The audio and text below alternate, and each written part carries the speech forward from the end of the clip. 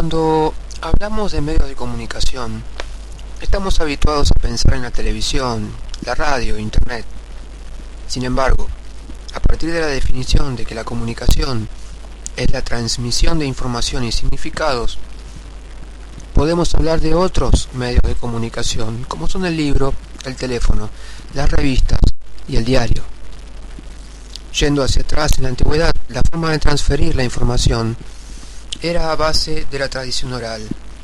Varios miembros de una tribu se reunían en torno a una fogata y contaban los sucesos, noticias y compartían sus conocimientos. Esto se mantuvo así incluso luego de la creación de la escritura, hasta después de la Revolución Industrial.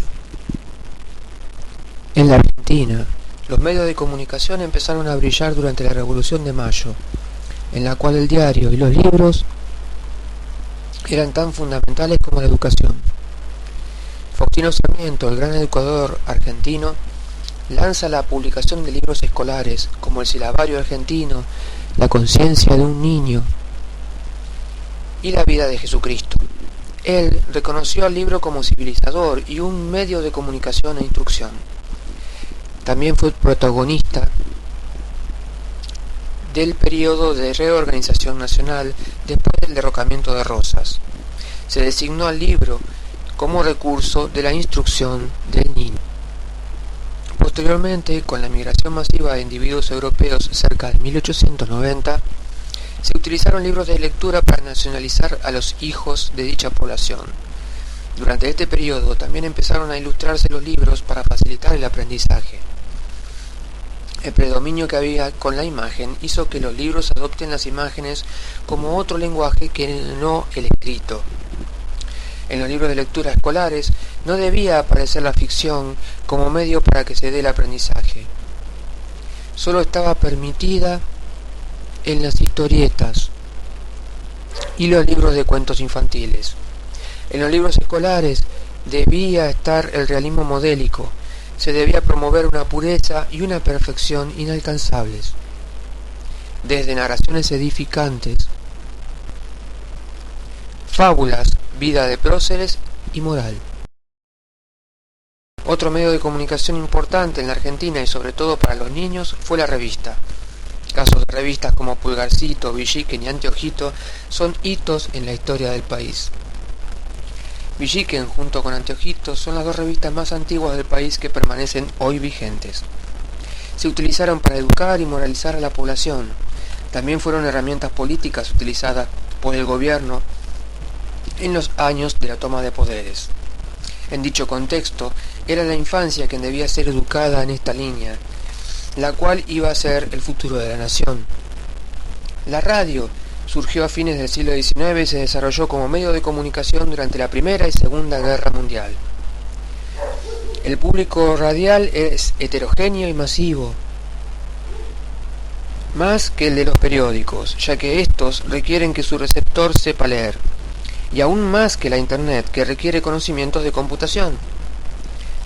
Los primeros ensayos radiotelefónicos fueron hechos en el país en 1910, en la localidad de Bernal, por Guglielmo Marconi. Desde Bernal, con un cometa de 6 metros de superficie, remontó sus antenas a las alturas y se comunicó con Irlanda y Canadá. La aparición del fenómeno en la Argentina es prácticamente simultánea con Norteamérica. La noche del 26 de agosto de 1920, un grupo de aficionados instalaba un modestísimo equipo para transmitir la ópera Parsifal de Ricardo Wagner desde el Teatro Coliseo. La radiofonía argentina no tardó en elaborar sus propios patrones de lenguaje, que dieron lugar a expresiones variadas de la cultura popular y de élite. Hasta la década del 30 se habían difundido programas unitarios de teatro radial y programas denominados en la época revistas radioteatrales. Crecía por entonces el género infantil, mientras se posicionaban las historias policiales y la comedia breve para el gusto adulto. En 1937 inició sus transmisiones Radio del Estado.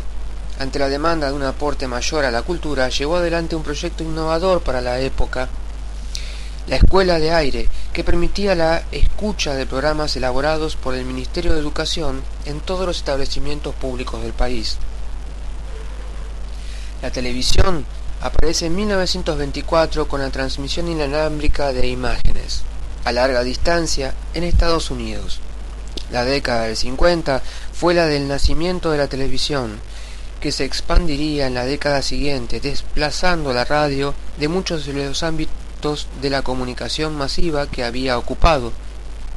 En la actualidad, prácticamente todo puede ser presenciado en todo el mundo, con solo encender el aparato televisor. La televisión por cable aparece en nuestro país a principios de la década del 90.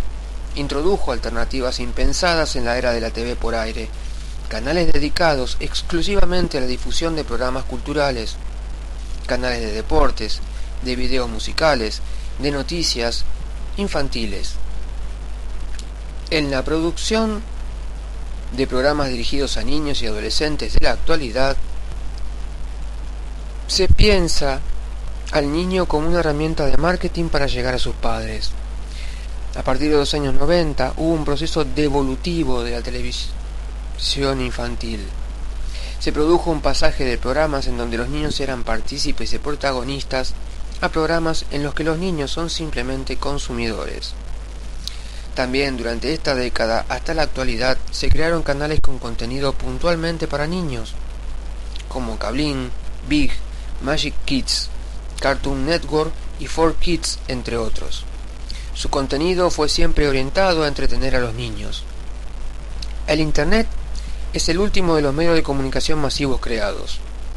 Se entiende a este por una red de computadoras que se encuentran interconectadas a lo largo del mundo. Este medio tuvo un efecto mucho más veloz que la radio y la televisión en llegar a los hogares de los usuarios. La Internet ha surgido como un medio ideal para ciertas actividades cuya difusión resultaba inapropiada en los medios masivos de comunicación clásicos. Luego de que en los 90 se introdujera la web, la infraestructura de Internet se esparció por el mundo para crear la moderna red mundial de computadoras que hoy conocemos, y así conectó todo el planeta, permitiendo a la información viajar de una punta a la otra casi instantáneamente. Esto afectó profundamente la cultura y las nuevas generaciones. Estas empezaron a internalizar el sistema y vivirlo como una extensión de la realidad, una capa invisible pero presente constantemente y entrelazada con el entorno físico. Al ser criados con Internet, se generan nuevas formas de pensamiento.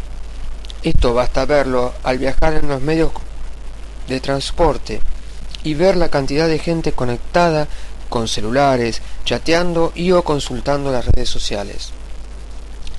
El sistema para informarse se cambió completamente desde la llegada de Internet, prescindiendo de los libros y diarios y accediendo al compendio de información que nos ofrece la web.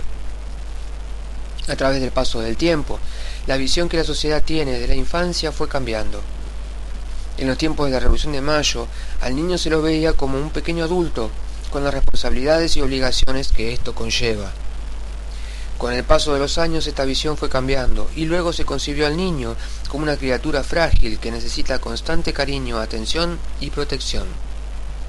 Pero puede que con el crecimiento de la variedad de formas de comunicación, especialmente con el auge del Internet y las nuevas tecnologías, la inocencia que el niño poseía se haya modificado o reducido, haciendo que las nuevas generaciones sientan la necesidad de crecer rápidamente y dejar atrás la tranquilidad de ser niño para ingresar al mundo de los adultos, tan idealizadamente presentado por las ambiciosas corporaciones que controlan los medios masivos de comunicación.